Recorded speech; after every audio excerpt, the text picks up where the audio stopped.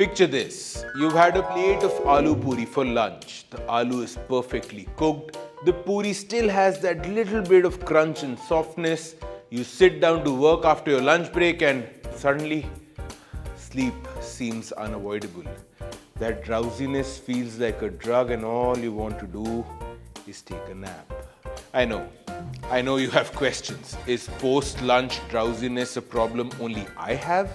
Is it coming from the lunch I ate or from summer holidays as a kid where I used to get my 2-hour afternoon nap? And whatever is this reason, why doesn't it happen to my boss? Is my hunch right? Is he not human?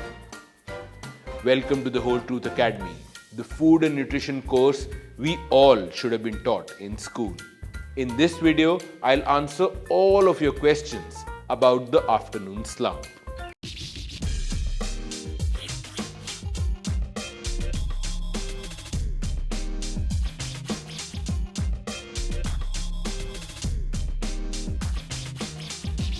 Firstly, the afternoon slump or the post-lunch crash is a period of decreased alertness and energy that typically occurs in the early to mid-afternoon, and it happens to a lot of us.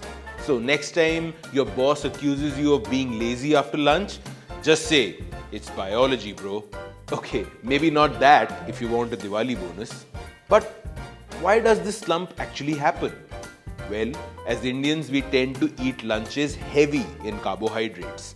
We consume food like rice, potatoes, bread and potatoes, maida, potatoes in maida, maida and potatoes in bread, the usual.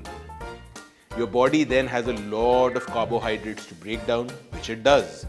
All of this breaks down into glucose, which enters the bloodstream. Now this raises blood sugar levels. The good thing is this gives you that sudden rush of energy that you need. The bad thing is what follows. Once all this glucose is rushing around, the body then starts producing insulin, a hormone that helps move glucose from the bloodstream into the cells, where it can be used for energy. But as soon as the insulin moves the glucose from your bloodstream into the cells, it causes a sugar crash. Here's where we start to feel tired, foggy, drowsy and slumped. The more the carbs, the harder the crash. It's like being at a party and the DJ plays Lungi Dance, Natu Natu and Chammak Challo in the first half an hour and then no more hits. When the energy dips, the party dies, what a crash. The solution here doesn't lie in sulking and saying, "Fine, I'll just throw all the puris and rice and poha and aloo out of the window and be done with all of this sugar crash nonsense." While that will be good, but come on, you've tried and that ain't happening. The trick then is to maintain and regulate the levels of glucose, to consume foods that provide sustained energy rather than a quick sugar rush that will lead to a quick fade away. How do we do this? Let's find out a little about the kind of foods we can eat to avoid the crash. But before that, share this with all of your office buddies who get sleepy vibes with you after lunch. Maybe you can all change your lunch choices together. Go on, share it. Okay, back to the subject. We all love our carbs, rice, potatoes, bread and potatoes, all of that. But do you know that there are two types of carbs? Simple carbs and complex carbs.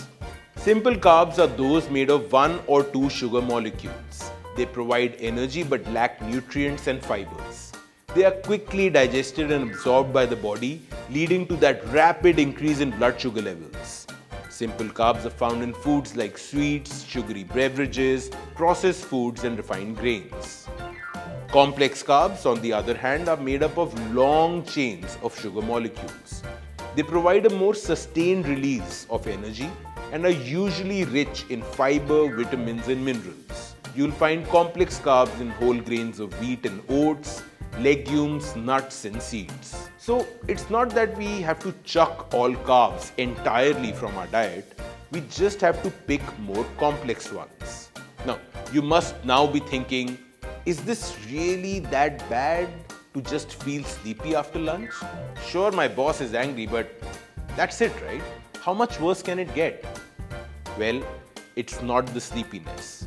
Constantly having afternoon slumps because you're overdoing simple carbs can have long-term disastrous consequences. beyond just dozing off in office. It's like that old proverb. It starts with, hey, are you up at 2 a.m.? But once you give in, it dominoes into another heartbreak. So, what can happen long term with excess glucose and spikes becoming a habit? First, insulin resistance. You see, repeated cases of excess glucose levels lead to high insulin levels and then insulin resistance and then type 2 diabetes. Yikes, that escalated quickly. Let me break this down. If sugar levels remain high over a long period of time, then the pancreas continuously secrete insulin to manage this. But over time, we become numb or resistant to the effects of insulin altogether. Meaning, our pancreas produce more and more insulin to get the same amount of work done. Type 2 diabetes is primarily characterized by insulin resistance, where the body's cells become less responsive to the effects of insulin. And then the body is not able to efficiently take up glucose from the bloodstream either, leading to elevated levels of blood sugar in the bloodstream. Second, weight gain. You see, foods that cause sugar spikes like carbs often lack other nutrients and fibers. They also lack satiety, meaning they don't keep you feeling full for long. This can lead to increased hunger and cravings, which may result in consuming more calories and making it harder to adhere to a calorie-controlled diet for weight loss. Now, I know what you're thinking. This began with aloo puri for lunch and ended up with diabetes and weight gain? Is this a nightmare in my afternoon nap? Okay, let's round off this video with some actionable tips you can take back. But before I do that, let me check. Are you still up? If yes, then please hit like. Pretty please? Okay, back to my top 4 tips to beat the afternoon slump. 1. Complex carbs. See, carbohydrates are not the enemy. Just choose the right ones. Make choices where you can pick brown rice over white rice or atta over maida. In other words, pick whole grains. These are the complex carbs which are better for glucose stability. 2. Eat the fruit, avoid the juice. When you eat the whole fruit, you get fiber along with it. This also helps to stabilize glucose instead of spiking it. 3. Order is important. Start your meal with protein and fiber. They prime your system that food is coming, but they don't spike blood glucose because they are not that simple to digest. Bring on the carbs after the protein, and the sugar spike will be much lower. Not to mention, the protein and fiber will fill you up, and that mad craving for those puris will go down, so you won't overeat. And 4. Exercise. It's key to maintaining an efficient metabolism. Even a 10-minute walk after every meal can drastically improve your glucose response to food. So, if you've eaten big and are feeling heavy, walk. Hope you liked this video from the Whole Truth Academy and that you'll be able to stay up at work after lunch now. Remember to like this video and share it on that office WhatsApp group with all the other sleepyheads. And oh, definitely subscribe so we can keep making these videos and keep them free.